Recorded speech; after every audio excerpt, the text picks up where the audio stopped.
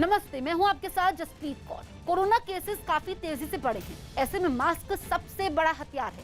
Mask पहनकर आप और आपका परिवार सुरक्षित रह पाएगा। लेकिन जब भी आप मास्क लगाएं, सही तरीके से लगाएं, अपने मुंह और नाक को ढकें। हमने एक कैंपेन भी शुरू किया है, #News18India और मास्क पहनो इंडिया। लगातार हम ये कैंपेन चला भी रहे हैं। आप ये खुद से प्रण लीजिए कि जब तक ये महामारी है, आप मास्क नहीं उतारेंगे। पीएम नरेंद्र मोदी आज गुजरात के दौरे पर जाएंगे, जहां वो टाउटे तूफान की वजह से हुए नुकसान का हवाई सर्वे करेंगे। पीएम मोदी सुबह 11:30 बजे गुजरात के भावनगर पहुंचेंगे। वहां पीएम भावनगर, अमरेली, गिर सोमनाथ और दीव का हवाई सर्वे करेंगे और तूफान से हुए नुकसान की जानकारी भी लेंगे। ये वही इलाके हैं जहां चक्रवाती तूफान टाउटे ने सबसे ज्यादा नुकसान किया है। हवाई सर्वे के बाद पीएम अहमदाबाद पहुंचेंगे और वहां गुजरात के सीएम और आला अधिकारियों के साथ बैठक भी करेंगे। तो तूफान के नुकसान का जायजा लेने वाले हैं पीएम मोदी। प्रभावित इलाकों का हवाई सर्वेक्षण करेंगे। गुजरात में आज पीएम मोदी पहुंचेंगे, 11:30 बजे भावनगर पहुंचेंगे, गिर सोमनाथ, दीव यहां का हवाई सर्वेक्षण करेंगे। इसके बाद गुजरात के मुख्यमंत्री विजय रूपाणी के साथ अहम बैठक भी करने वाले हैं, जिसमें आला अधिकारी भी शामिल रहेंगे। आपको बता दें कि गुजरात में टाउटे तूफान की वजह से अभी तक 13 लोगों की मौत भी हो चुकी है। गुजरात के तट से टकराए चक्रवाती तूफान टाउटे ने पूरे राज्य को झकझोर कर रख दिया। तूफान की वजह से गुजरात के कई जिलों से नुकसान की खबरें आईं और 3 लोगों की मौत हो गई। तूफान के दौरान 180 किलोमीटर प्रति घंटा से ज्यादा की रफ्तार से हवाएं चली, जो इतनी ताकतवर थी कि इंसान तो क्या, बड़े बड़े टावर भी तूफान के सामने टिक नहीं पाए। ऊना में एक मोबाइल टावर के तूफान के दौरान बीच से टूटकर गिरने का वीडियो किसी ने फोन से रिकॉर्ड किया। तूफान रिहायशी इलाकों में रात के वक्त पहुंचा। खाली सड़कों पर तूफान का शोर और हवाओं की रफ्तार डराने वाली थी। सुबह तक शहर की तस्वीर ही बदल चुकी थी। ऊना गुजरात के उन शहरों में है जहां तबाही सबसे ज्यादा हुई। एक चौराहे के बीच में लगा भारी भरकम खंबा सड़क पर गिरा हुआ दिखा। खंबे पर स्ट्रीट लाइट भी लगी हुई थी। सड़कों पर तबाही का मंजर साफ दिखने लगा। बड़े बड़े पेड़ तूफान की वजह से टूटकर सड़क पर गिरे नजर आए। टिन की छतें, दुकानों के बाहर लगे बोर्ड, बिजली के खंबे, सब कुछ टूटा हुआ दिखा। हालांकि गनीमत यह रही कि राज्य सरकार ने तूफान से निपटने के लिए पहले से तैयारी कर रखी थी। जिन जगहों पर नुकसान की संभावना ज्यादा थी, वहां पहले ही लोगों को सुरक्षित ठिकानों पर भेज दिया गया। लेकिन राज्य में संपत्ति का बड़ा नुकसान हुआ। गिर सोमनाथ जिले में जब न्यूज 18 पहुंचा तो तबाही की तस्वीरें हैरान करने वाली दिखी। सड़क पर बने एक होटल को तूफान ने खंडहर में बदल दिया। केवल छत नहीं बल्कि होटल में लगे शीशे भी टूट गए। सीमेंट की चादरों से बनी छतें हों या टिन की छतें हों, तूफान के आगे ढेर हो गई। गिर सोमनाथ जिले की वेरावल बंदरगाह के पास तूफान में कई नावें फंस गईं। नावों में फंसे लोगों को बचाने के लिए एनडीआरएफ ने घंटों तक ऑपरेशन चलाया, जिसमें कई लोगों को सुरक्षित बाहर निकालने में कामयाबी मिली। राज्य के मुख्यमंत्री विजय रूपाणी इस दौरान गांधीनगर में अधिकारियों के साथ लगातार बैठकें करते रहे। तूफान के असर वाले 14 जिलों में पल पल के हालात पर नजर रखने के लिए जिलाधिकारियों के साथ वीडियो कॉन्फ्रेंसिंग पर बात होती रही। यूपी के राज्य मंत्री विजय कश्यप का बीती रात कोरोना से निधन हुआ। उन्हें कोरोना होने की वजह से 29 अप्रैल को गुरुग्राम के मेदांता अस्पताल में भर्ती करवाया गया था, जहां बीती रात उनका निधन हुआ। विजय कश्यप यूपी की चरथावल विधानसभा से विधायक थे। विजय कश्यप यूपी के 5वें विधायक हैं जिनका कोरोना की दूसरी लहर में निधन हुआ है। इससे पहले 23 अप्रैल को लखनऊ पश्चिम के विधायक सुरेश श्रीवास्तव, औरैया के रमेश चंद्र दिवाकर, 28 अप्रैल को बरेली के नवाबगंज से विधायक केसर सिंह गंगवार और 7 मई को रायबरेली के सलोन विधानसभा सीट से विधायक और पूर्व मंत्री दल बहादुर कोरी का निधन हो चुका है। पीएम मोदी और यूपी के मुख्यमंत्री योगी आदित्यनाथ ने राज्य मंत्री विजय कश्यप के निधन पर शोक व्यक्त किया। पूरी कोशिश माननीय मुख्यमंत्री ने व्यक्तिगत रूप से की कि उनके मंत्री की जान बच सके, लेकिन काल के क्रूर हाथों ने हमसे उनको छीन लिया। हम बहुत दुखी हैं, बहुत कष्ट मुजफ्फरनगर में, पूरे उत्तर प्रदेश में। और वे केवल अपनी जाति के नेता नहीं थे, प्रत्येक समाज के लोग उनको प्यार करते थे। विजय कश्यप के निधन पर पीएम मोदी ने ट्वीट किया और लिखा कि बीजेपी नेता और उत्तर प्रदेश सरकार में मंत्री विजय कश्यप जी के निधन से अत्यंत दुख हुआ है। वो जमीन से जुड़े नेता थे और सदा जनहित के कार्यों में समर्पित रहे। शोक की इस घड़ी में उनके परिजनों और प्रशंसकों के प्रति मेरी संवेदनाएं। गृह मंत्री अमित शाह ने भी ट्वीट किया और दुख जाहिर करते हुए लिखा कि यूपी बीजेपी के वरिष्ठ नेता और उत्तर प्रदेश सरकार में मंत्री विजय कश्यप जी का निधन अत्यंत दुखद है। जन सेवा और संगठन के प्रति उनका समर्पण सदैव हमारी स्मृति में रहेगा। उनके परिजनों और समर्थकों के प्रति संवेदनाएं व्यक्त करता हूं। ईश्वर शोक संतप्त परिवार को शक्ति प्रदान करे। यूपी के मुख्यमंत्री योगी आदित्यनाथ ने ट्वीट किया और लिखा कि यूपी सरकार में मेरे सहयोगी और राजस्व और बाढ़ नियंत्रण राज्य मंत्री श्री विजय कश्यप जी का निधन अत्यंत दुखद है। प्रभु श्री राम से प्रार्थना है कि दिवंगत आत्मा को अपने परम स्थान में स्नान और शोकाकुल परिजनों को ये दुख सहन करने की शक्ति प्रदान करे।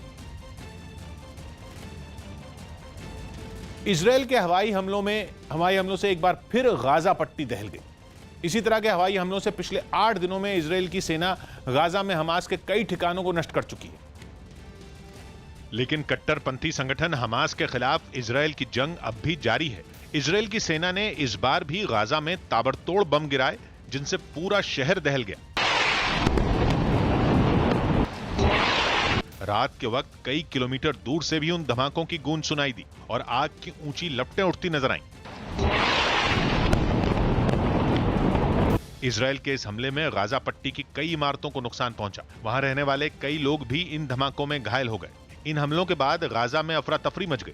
तुरंत घायलों को इलाज के लिए अस्पताल में भर्ती करवाया गया। जम्मू कश्मीर के पुंछ में सुरक्षा बल ने आतंकवादियों के एक ठिकाने को तबाह कर दिया। आतंकवादियों के ठिकाने से सुरक्षा बल को 2 पिस्तौल और गोलियां बरामद हैं। सुरक्षा बल को सूनरकोट के जंगलों में आतंकी ठिकाने होने का पता चला, जिसके बाद सेना और जम्मू कश्मीर पुलिस की एक टीम ने वहां घेराबंदी की और आतंकवादियों के ठिकाने को तबाह करने के लिए हथियार बरामद किए। तो पुंछ में इस वक्त सर्च ऑपरेशन जारी है। बड़ी खबर जम्मू कश्मीर के पुंछ से, जहां पर आतंकी ठिकाने को तबाह किया है सुरक्षा बलों ने और वहां पर से 2 पिस्तौल कारतूस भी बरामद किए गए हैं और अभी वहां पर सर्च ऑपरेशन चल रहा है।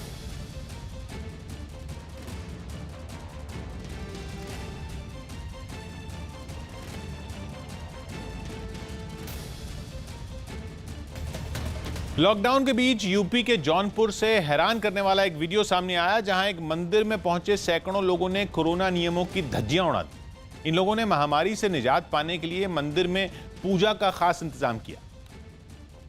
लेकिन ये लोग कोरोना के सारे नियम कायदे भूल गए।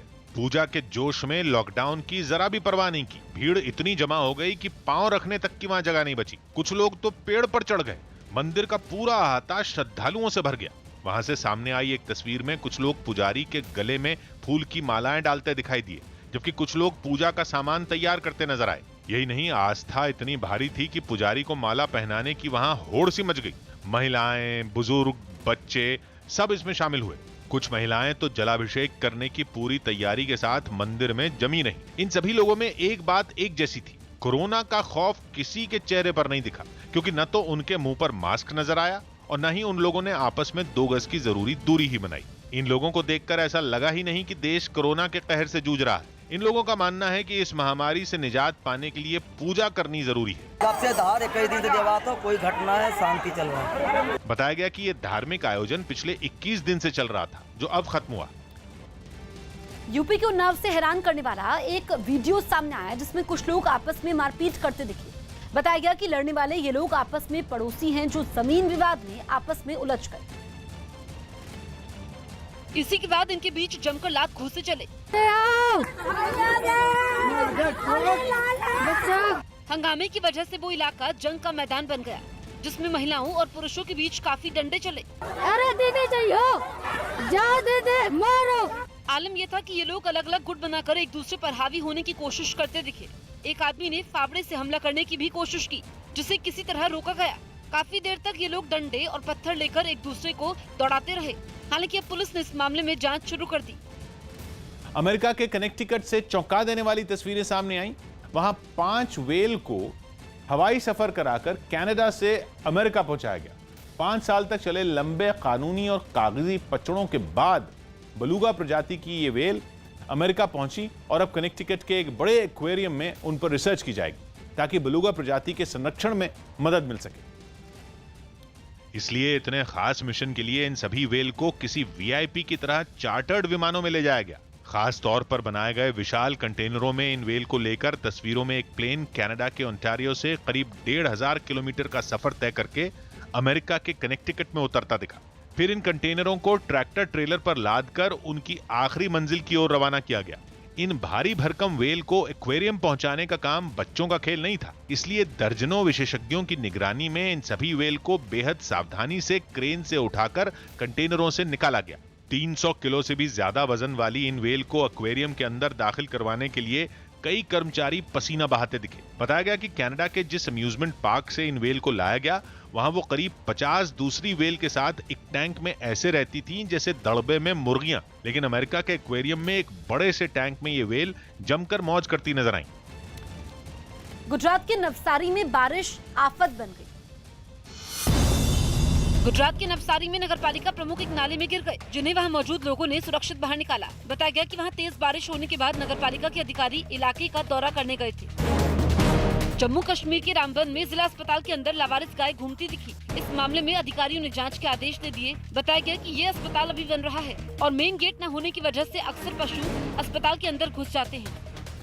पंजाब कांग्रेस में कलह थमने का नाम नहीं ले रही। खबर है कि राज्य के कैबिनेट मंत्री चरणजीत सिंह चन्नी समेत कई नेता मुख्यमंत्री से नाराज हैं। न्यूज़ 18 के चमन फलानिया की रिपोर्ट है कि चंडीगढ़ में पंजाब के कैबिनेट मंत्री चरणजीत सिंह चन्नी के घर पर 5 मंत्रियों, 7 विधायकों और राज्यसभा सांसद प्रताप सिंह बाजवा ने एक मीटिंग की। पता चला कि इस मीटिंग में चरणजीत सिंह चन्नी के खिलाफ 2 साल पुराने एक मामले पर बात हुई, क्योंकि पंजाब महिला आयोग ने इस बारे में मुख्यमंत्री और उनकी सरकार से जवाब तलब किया। यही नहीं, खबर है कि बैठक में नवजोत सिंह सिद्धू और विधायक प्रगट सिंह पर की गई विजिलेंस विभाग की कार्रवाई का मुद्दा छाया रहा, क्योंकि राज्य सरकार ने सिद्धू के खिलाफ भ्रष्टाचार के कई मामलों की जांच शुरू कर दी। और अब कैबिनेट मंत्री चरणजीत सिंह चन्नी के साथ भी कुछ ऐसा ही हो रहा, जिससे पंजाब कांग्रेस के कई नेता कैप्टन अमरिंदर सिंह से खफा हैं, क्योंकि भ्रष्टाचार के मामलों पर कार्रवाई करने वाला विजिलेंस विभाग उनके पास है और पिछले कुछ दिनों से विभाग की नजर उसी की सरकार के कुछ मंत्रियों और कांग्रेस नेताओं पर है। विजिलेंस नीचे किसके है? जिसके भी नीचे है, अगर अपने लोगों के घरों में या अपने लोगों की ये इन्वेस्टिगेशन करने की कोशिश करेंगे तो बड़ी विरोधता का सामना करना पड़ेगा। बिहार के आरा में मकान के विवाद में एक नाबालिग लड़के को सरेआम बुरी तरह पीट दिया गया। आरोपी की राजू चौधरी नाम के एक आदमी ने डंडे से नाबालिग की सड़क पर पिटाई की, जिससे उसका सिर फट गया। बताया गया कि पीड़ित के परिवार का राजू के परिवार से मकान को लेकर काफी दिनों से विवाद चल रहा था। इसी बात पर उसने नाबालिग लड़के की डंडे से पिटाई कर दी। फिलहाल परिवार की शिकायत पर पुलिस की जांच का दावा कर रही है। हुआ कर मार दिया हमको। कौन चाचा का लड़का था। हाँ। मारा था। नाम बताइए। राजू नाम है। अच्छा, कहाँ पर हुआ ये मारपीट? बालीपुर बम पुलिस के पास। अच्छा, किस चीज से मारा है? बारिश से मारा है।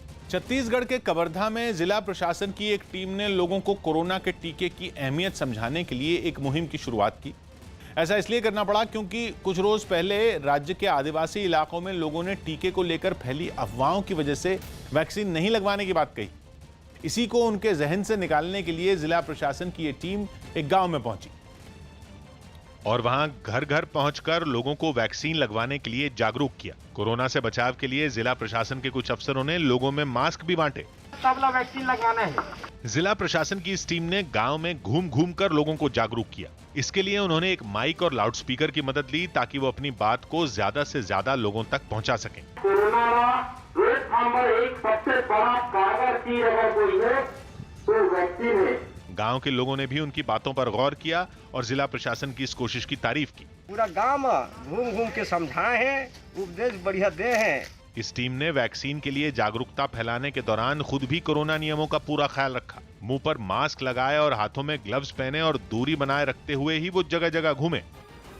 यूपी में शादी समारोह में अब सिर्फ 25 लोग शामिल हो पाएंगे। यूपी सरकार ने शादी समारोह के लिए नए दिशा निर्देश जारी किए, जिनके तहत अब किसी भी शादी में सिर्फ 25 लोगों के शामिल होने की इजाजत है। साथ ही सभी मेहमानों को कोरोना नियमों का सख्ती से पालन करना होगा। दिल्ली पुलिस नवनीत कालरा को खान मार्केट ले गई और वहां पूछताछ की। नवनीत पर इसी खान मार्केट से ऑक्सीजन कॉन्सेंट्रेटर की कालाबाजारी का आरोप है। मुंबई के पास भिवंडी में एक गोदाम से अवैध विस्फोटक बरामद किया गया। इसमें जिलेटिन की छड़ें भी शामिल हैं। इस मामले में पुलिस ने एक आरोपी को गिरफ्तार किया है। वाराणसी के आलोक अस्पताल के प्रबंध निदेशक डॉक्टर आलोक सिंह ने अपना 39वां जन्मदिन कोरोना मरीजों के साथ मनाया। उन्होंने इन मरीजों के साथ अपनी खुशी बांटते हुए केक काटा। भारतीय महिला क्रिकेटर प्रिया पुनिया की मां का कोरोना से निधन हो गया। इसकी जानकारी प्रिया ने सोशल मीडिया के जरिए दी। उत्तर प्रदेश के मेरठ में 24 साल के 2 जुड़वा भाइयों की कोरोना की चपेट में आने से मौत हो गई। बताया गया कि पिछले महीने की 23 तारीख को दोनों बीमार पड़े थे। जब एक बीमार पड़ा तो दूसरा भी बीमार हो गया। एक की बॉडी आई तो फिर दूसरे की भी बॉडी ऐसी आई। 13 मई को एक भाई की मौत हुई, जबकि दूसरे ने 14 मई को दम तोड़ दिया। मुंबई के पास अरब सागर में फंसे लोगों को बचाने के लिए नेवी और कोस्ट गार्ड का सबसे बड़ा रेस्क्यू ऑपरेशन जारी है। वहां अभी भी 78 लोग फंसे हुए हैं, जिन्हें सुरक्षित निकालने की मुहिम जारी है। समंदर में 4 छोटे जहाजों पर 707 लोग सवार थे, जो टाउटे तूफान की वजह से वहां फंस गए थे। इसकी सूचना मिलने के बाद नौसेना और कोस्ट गार्ड ने रेस्क्यू ऑपरेशन शुरू किया। लगातार कई घंटों की मेहनत के बाद 629 लोगों को सुरक्षित निकाल लिया गया। इस रेस्क्यू ऑपरेशन में नौसेना ने अपनी जंगी INS कोची, INS कोलकाता के अलावा INS ब्यास, INS बेतवा और INS टेक को लगाया है। इसके अलावा भारतीय नौसेना के हेलीकॉप्टर और लंबी दूरी के टोही विमान PHI भी लगातार राहत बचाव के काम में जुटे हैं।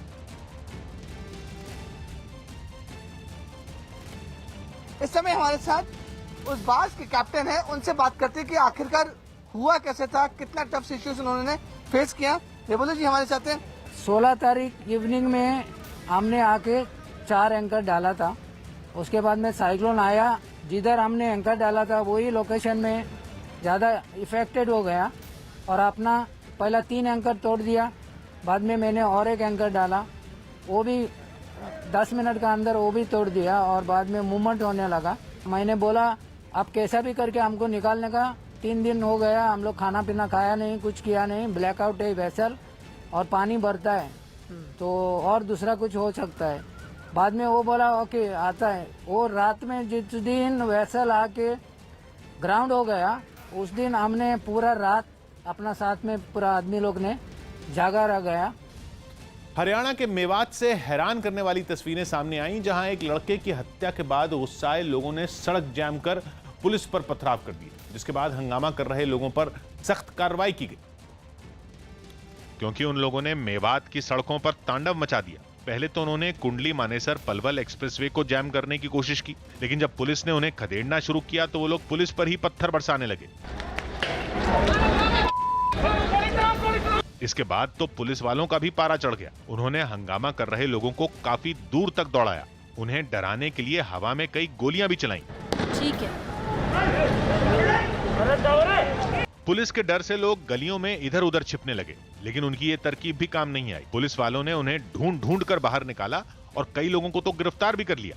इतना ही नहीं, सड़कों पर हंगामा करने वालों की मोटरसाइकिलें भी जब्त कर ली गईं। मामले की गंभीरता को देखते हुए पुलिस के बड़े अधिकारी और इलाके के विधायक आफ्ताब अहमद भी थाने पहुंच गए। पुलिस ने इस हत्या के लिए पुरानी रंजिश को जिम्मेदार ठहराया। दोनों पक्षों का रंजिश पहले से चली आ रही है। खबर है कि इस मामले में 14 लोगों के खिलाफ केस दर्ज करते हुए पुलिस ने हत्या के 6 आरोपियों को गिरफ्तार भी कर लिया। इंसानों से दूर रखा जाता है ताकि दवा को दूषित होने से या किसी भी तरह के वायरस बैक्टीरिया से बचाया जा सके। रेमडेसिविर बनाने का चौथा चरण यानी इंजेक्शन को शीशियों में भरे जाने का काम पूरा हो चुका है। अब इससे आगे की प्रक्रिया पूरी की जाएगी। रेमडेसिविर इंजेक्शन यानी दिल्ली हाईकोर्ट ने मंगलवार को सुनवाई के समय केंद्र सरकार के अधिकारियों को फटकार लगाई और यहां तक टिप्पणी कर दी कि भगवान इस देश को बचाए। आगे जज ने यह भी कहा कि जब सरकार के पास टीके की लाखों डोज लेने का मौका है, तब भी कोई दिमाग नहीं लगा रहा। कोर्ट ने नसीहत दी कि सरकार को इसे अवसर के तौर पर अपनाना चाहिए, वरना मौत होती रहेगी। क्योंकि हर दिन अदालतें नाराजगी जता रही हैं, फिर भी वो जाग नहीं रही है। दिल्ली हाईकोर्ट के जज यहीं नहीं रुके और आगे ये टिप्पणी की कि कोरोना ने एक भी परिवार को नहीं बख्शा। फिर भी केंद्र सरकार के अधिकारी जमीनी हकीकत से बेखबर अपनी आरामगाह में रह रहे हैं। कोरोना की दूसरी लहर में कई डॉक्टर भी अपनी जान गंवा चुके हैं। न्यूज़ 18 के जावेद मंसूरी की रिपोर्ट है कि 1 अप्रैल से अब तक कोरोना की दूसरी लहर की चपेट में आकर देश भर में 269 डॉक्टरों की मौत हो चुकी है। जिनमें सबसे ज्यादा बिहार में 78 डॉक्टर अपनी जान गंवा चुके हैं। बिहार के अलावा तमिलनाडु, केरल और दिल्ली समेत कई राज्यों में कोरोना की वजह से डॉक्टरों को अपनी जान गंवानी पड़ी। इंडियन मेडिकल एसोसिएशन ने बताया कि कोरोना की वजह से जिन डॉक्टरों की मौत हुई उनमें कुछ ऐसे भी थे जो वैक्सीन लगवा चुके थे। आज 14 से 16 घंटा पीपीए किट में काम करना और वेंटिलेटर के आसपास जो जहां पूरे A to Z कोविड के ही मरीज है, ऐसे हालत में डॉक्टर्स का प्रॉब्लम ये होता था कि उनका ओवरलोड वायरल का जो है वो बहुत बढ़ जाता था। जम्मू कश्मीर के कठुआ से कुछ खौफनाक तस्वीरें सामने आई। वहां एक पावर स्टेशन में भीषण आग लगी। बताया गया कि यह आग शॉर्ट सर्किट की वजह से लगी, जिसने पूरे पावर स्टेशन को कुछ ही देर में अपनी जद में लिया। रात के अंधेरे में वहां से ऊंची ऊंची लपटें उठने लगी, जिन्होंने उस पावर स्टेशन को स्वाहा कर दिया। इलाके में धुआं छा गया। ऐसे में उस इलाके की बिजली बंद करनी पड़ी। बताया गया कि फायर ब्रिगेड की 10 गाड़ियां वहां पहुंची और 2 घंटे की कड़ी मेहनत के बाद आग को बुझा लिया गया।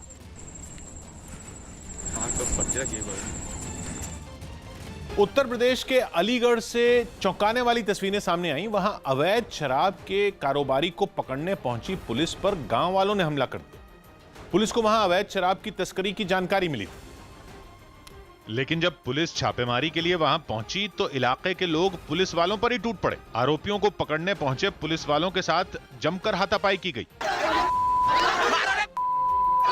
सामने आई तस्वीरों में पुलिस वाले अपनी जान बचाने के लिए भागते दिखाई दिए। इन पुलिस वालों की वर्दी तक फाड़ दी गई। एक पुलिस वाले ने तो पिस्तौल बाहर निकाल ली, तब कहीं जाकर भीड़ पीछे हटी। आग में लग गई यार। इससे पहले भीड़ ने छापेमारी करने पहुंची पुलिस की टीम को घेर लिया और आरोपियों को उनकी पकड़ से छुड़ा लिया। गिरता देख पुलिस वाले अपनी गाड़ी में बैठ गए, लेकिन भीड़ ने वहां भी उनका पीछा नहीं छोड़ा। गाड़ी को चारों तरफ से घेर लिया गया। जैसे तैसे पुलिस की टीम वहां से बाहर निकली। वो को पकड़ भी लिया। शराब की पेटियां भी थी। बीच में गांव वालों ने पथराव कर दिया। बाद में जानकारी मिलने पर पुलिस की कई और टीमें वहां पहुंची और मोर्चा संभाला। पुलिस वालों के तेवर देख हमलावर भी वहां से फरार हो गए। हालांकि इलाके के लोगों ने उल्टा पुलिस को ही कटघरे में खड़ा कर दिया। जबरदस्ती खींच के हमारे शौहर को, मेरे बेटे को मारते पीटते ले आए। पुलिस ने भी हमला करने और आरोपियों को छुड़ाने वाले कई लोगों पर मामला दर्ज कर लिया। कंगना रनौत की कोरोना रिपोर्ट नेगेटिव आई। कंगना रनौत कोरोना से ठीक हो गई। उन्होंने खुद इसकी जानकारी सोशल मीडिया पर दी। साथ ही कंगना ने कोरोना से जंग जीतने पर अपने अनुभव भी बताए। ज्यादा मुश्किल नहीं है, ये सकारात्मक एटीट्यूड बना के आप इससे लड़ सकते हैं। कोरोना खतरे को देखते हुए ओडिशा में 1 जून सुबह 5 बजे तक लॉकडाउन बढ़ा दिया गया। टीम इंडिया के पूर्व क्रिकेटर शिवसुंदर दास को भारतीय महिला टीम का बल्लेबाजी कोच बनाया गया। साथ ही दिल्ली और रेलवेज की टीम से खेल चुके अभय शर्मा फील्डिंग कोच होंगे। ये दोनों इंग्लैंड दौरे पर यह जिम्मेदारी संभालेंगे। कोरोना के खात्मे के लिए आरएसएस ने देश के कई मठों, मंदिरों और आश्रमों में हनुमान चालीसा के पाठ का अभियान शुरू किया, जिसकी एक तस्वीर प्रयागराज से भी सामने आई। वहां अखिल भारतीय अखाड़ा परिषद के अध्यक्ष महंत नरेंद्र गिरी ने एक मठ में अपने शिष्यों के साथ हनुमान चालीसा का पाठ किया। पाठ के बाद महंत नरेंद्र गिरी ने सभी लोगों से ऐसा करने की अपील की। हनुमान चालीसा का पाठ जितना अधिक हो सके करिए, जिससे जो कोरोना की महाबीमारी है वह दूर हो। महाराष्ट्र और गुजरात में तबाही मचाने के बाद अब टाउटे तूफान ने राजस्थान में दस्तक दी है। तूफान की वजह से राजस्थान के जोधपुर और उदयपुर में भारी बारिश की चेतावनी जारी की गई है। राजस्थान सरकार ने टाउटे तूफान से निपटने की तैयारी भी तेज कर दी। एनडीआरएफ, एसडीआरएफ और सेना को अलर्ट पर रहने को कहा गया है। सभी जिला मुख्यालयों में कंट्रोल रूम बनाए गए हैं, जो 24 घंटों तूफान के हालात पर निगरानी रखेंगे। उदयपुर में एनडीआरएफ की टीमें तैनात की गई हैं। साथ ही डूंगरपुर, बांसवाड़ा समेत कई जिलों में एसडीआरएफ को भी लगाया गया है। राजस्थान के 12 जिले में टाउटे तूफान की वजह से 2 दिनों से भारी बारिश हो रही है। तेज हवा के साथ ही हो रही बारिश में कई जगह ओले भी गिरते देखे गए। बताया गया कि 12 जिले के कई हिस्सों में 2 दिनों से रुक रुक कर तेज बारिश हो रही है। तेज बारिश की वजह से सड़कों पर पानी जमा हो गया है। साथ ही कई हिस्सों में खेत भी पूरी तरह डूबे दिखाई दिए।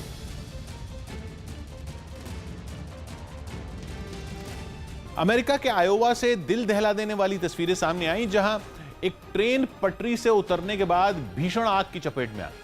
ट्रेन के कुछ डिब्बों में आसानी से आग पकड़ने वाला सामान रखा था, जिसमें हादसे के बाद आग लग गई। जिसके बाद कुछ डिब्बे तेजी से जलते नजर आए। इतना ही नहीं, आग की वजह से काले धुएं का गुबार भी चारों तरफ फैल गया। ये धुआं इतना घना था कि कुछ देर के लिए तो इसने आसमान को ढक सा दिया। वहीं ड्रोन कैमरे से ली गई तस्वीरों में हादसे के कई घंटे बाद भी कुछ डिब्बों से आग की लपटें उठती दिखाई दी, जबकि कई डिब्बे तो जलकर काले पड़ चुके थे। इन तस्वीरों में रेलवे ट्रैक पर ट्रेन के डिब्बे आड़े तिरछे होकर एक दूसरे पर चढ़े नजर आए। इनको देखकर लग रहा था मानो ये असली ट्रेन नहीं बल्कि कोई खिलौना हो। वहीं हादसे की वजह से वहां कुछ देर के लिए ट्रैफिक भी थम गया, जिसकी खबर मिलते ही बचाव दल मौके पर पहुंचा और ट्रैक साफ करने का काम शुरू हुआ।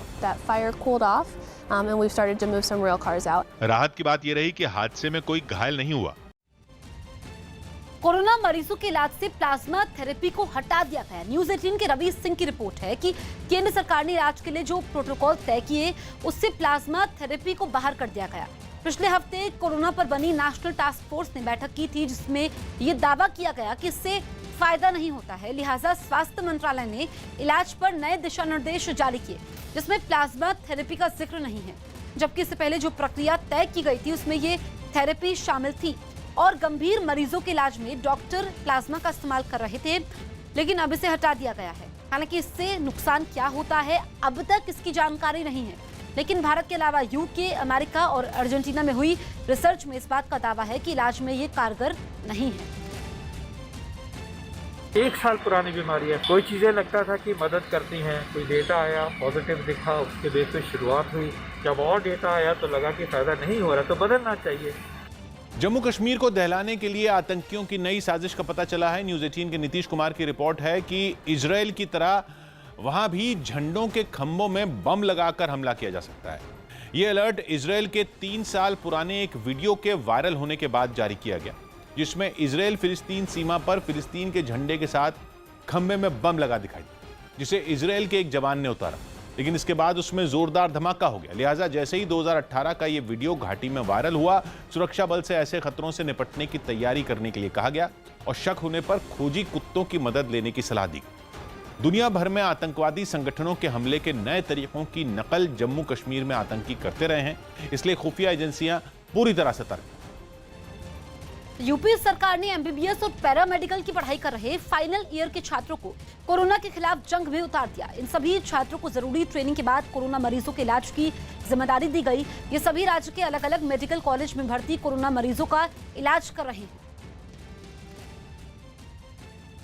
ये मेरे लिए पर्सनली एक बहुत गर्व की बात थी कि इस कोविड के पैंडेमिक में हमको भी अपना कंट्रीब्यूशन देने का मौका मिला। बहुत ही ज़्यादा शुक्रगुजार हम हैं, यहाँ हमें भी मौका मिला और इसके साथ साथ हमारी काफ़ी अच्छी ट्रेनिंग होगी। दिल्ली में होम आइसोलेशन के मरीजों तक ऑक्सीजन पहुंचाने के लिए ऑक्सीजन कंसंट्रेटर बैंक की शुरुआत की गई। दिल्ली सरकार के जरिए यह सुविधा कोरोना मरीजों को मुफ्त में दी जा रही है और जरूरतमंदों को ऑक्सीजन कॉन्सेंट्रेटर बैंक से मशीन घर तक पहुंचाई जा रही है। ऐसे ही एक बैंक की तस्वीरें साकेत से सामने आई, जहां से कॉन्सेंट्रेटर मशीन किदवई नगर की एक हाउसिंग सोसाइटी में पहुंचाई गई। बताया गया कि यहां होम आइसोलेशन के एक मरीज को ऑक्सीजन की सख्त जरूरत थी। ऑक्सीजन कंसंट्रेटर जो है वो अब किदवई नगर पहुंच चुका है। पीपीई किट पहनकर इसलिए तैयार हो रहे हैं क्योंकि इनको कोरोना मरीजों के पास पहुंचना है। इस काम में पूरी सावधानी बरती गई ताकि उस मरीज को करीब से बताया जा सके कि ऑक्सीजन देने वाली इस मशीन का कैसे इस्तेमाल करना है। ऑक्सीजन कंसंट्रेशन ऑन करके उनको डेमो देना है ताकि वो इसको यूज कर सके। फिलहाल दिल्ली के हर जिले में 200 ऑक्सीजन कंसंट्रेटर रखे गए हैं, लेकिन जरूरत पड़ने पर इनकी तादाद को बढ़ाने का भी प्लान है। 120 साल की एक महिला को वैक्सीन लगाई गई। जम्मू कश्मीर के उधमपुर में 120 साल की ढोली देवी ने कोरोना वैक्सीन की पहली डोज लगवाई। दावा है कि हैदराबाद में एक लड़के को कोरोना रिपोर्ट पॉजिटिव आने पर 11 दिनों तक पेड़ पर रहना पड़ा। बताया गया कि उसे ऐसा इसलिए करना पड़ा क्योंकि उसका घर छोटा था, इसकी वजह से वो वहां खुद को क्वारंटीन नहीं कर पा रहा था। छत्तीसगढ़ के बीजापुर में नक्सलियों ने आईईडी धमाका किया, जिसमें एक जवान शहीद हो गया। साथ ही इस हमले में एक जवान घायल है। आरोप है कि इंदौर के महाराजा यशवंतराव अस्पताल में एक चूहे ने एक नवजात का पैर कुतर दिया। इस घटना के बाद अस्पताल प्रशासन ने मामले की जांच के लिए एक कमेटी बनाई और लापरवाही बरतने वाले कर्मचारियों पर कार्रवाई का भरोसा दिया। दिल्ली में म्यूकोरमाइकोसिस के इलाज में इस्तेमाल होने वाले इंजेक्शन की किल्लत ने लोगों की परेशानी बढ़ा दी। कोरोना से ठीक हो चुके कुछ मरीजों में म्यूकरमाइकोसिस बीमारी हो रही है, जिसमें आंखों और जबड़ों में इन्फेक्शन हो जाता है। कोरोना की दूसरी लहर में ब्लैक फंगस के मरीजों की संख्या अचानक बढ़ गई है और मार्केट में इसको लेकर जो इंजेक्शन आता है उसकी भी कमी हो गई है। इन हालात के लिए दवा दुकानदार इंजेक्शन की सप्लाई में गड़बड़ी को जिम्मेदार ठहरा रहे हैं। अभी अवेलेबिलिटी नहीं है, वेडनेसडे के बाद आएगी, बट आपके माध्यम से एक मैं चीज कहूंगा, डायरेक्ट हॉस्पिटल को ही दिया जाए, ट्रेडिंग नहीं की जाए। महाराष्ट्र और गुजरात में तबाही मचाने वाले तूफान टाउटे का असर अब उत्तर भारत में भी दिख सकता है। मौसम विभाग ने आशंका जाहिर की है कि चक्रवाती तूफान के कारण बनी नम हवाओं की वेस्टर्न डिस्टर्बेंस से टकराने का असर आज उत्तर भारत के कई राज्यों में होगा। इन राज्यों में हिमाचल प्रदेश, उत्तराखंड और हरियाणा शामिल है। इसके अलावा चंडीगढ़, दिल्ली और पश्चिमी उत्तर प्रदेश में भी टाउटे का असर दिखने का अनुमान है। मौसम विभाग ने आशंका जाहिर की है कि इन राज्यों में भारी से बहुत भारी बारिश हो सकती है। इसके अलावा पंजाब, उत्तरी राजस्थान और पूर्वी उत्तर प्रदेश में भी भारी बारिश की चेतावनी दी गई है।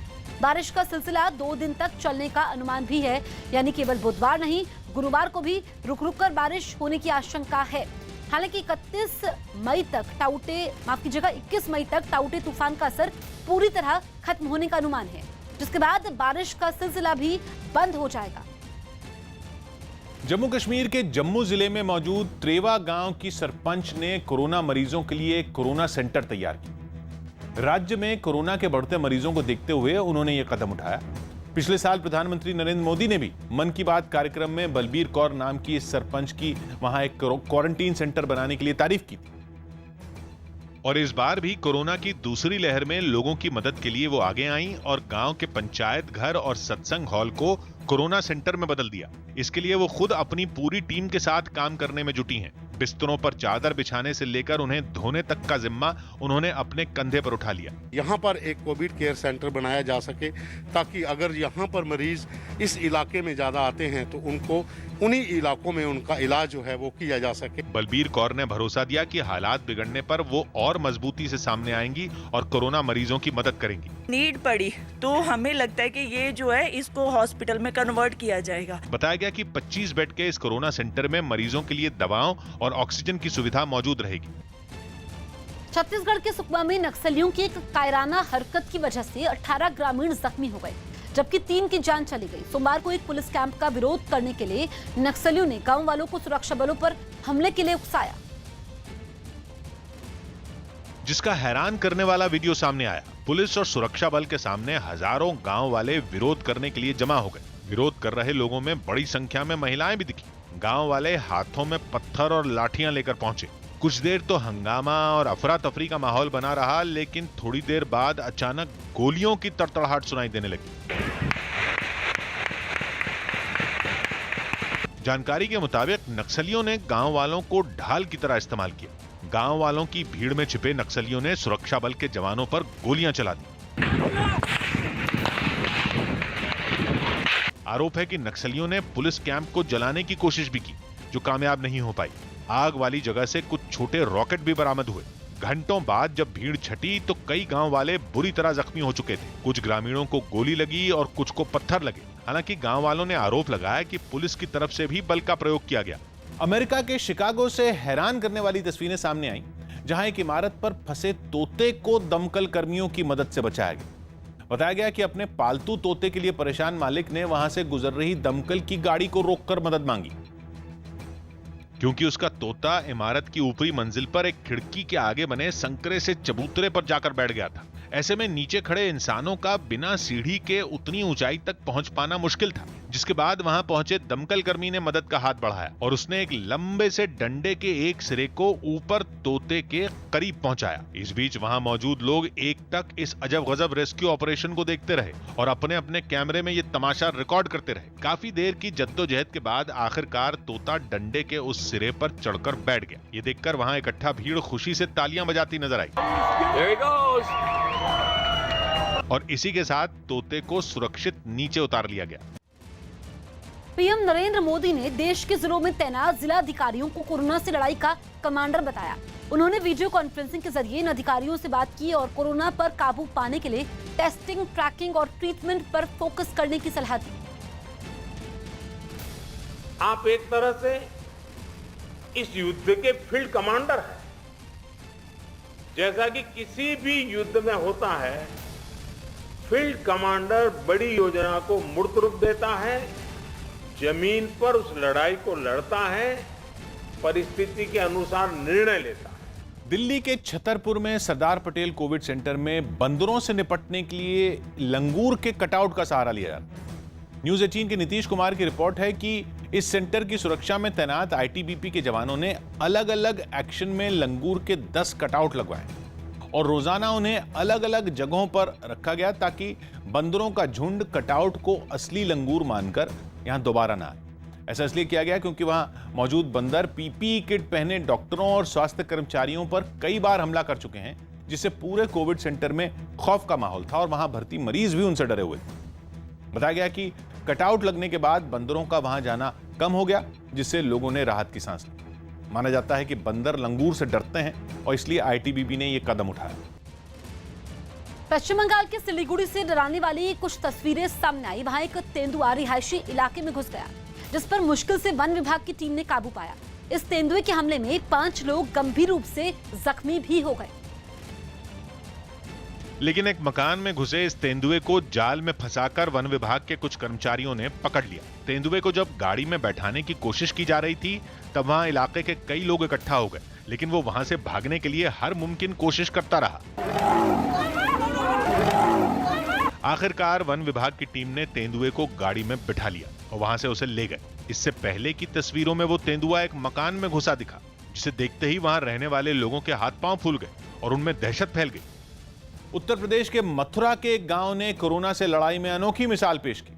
एक तरफ जहां कोरोना के गांव में तेजी से फैलने के दावे हैं, वहीं इस गांव में अब तक कोरोना का एक भी मरीज नहीं मिला, क्योंकि यहाँ के लोग अपनी जागरूकता से इस महामारी को मात देने में कामयाब हुए हैं। सामने आई तस्वीरों में कुछ लोग गांव के अंदर दवा का छिड़काव करते दिखाई दिए। बताया गया कि वहां रोजाना दवा का छिड़काव होता है।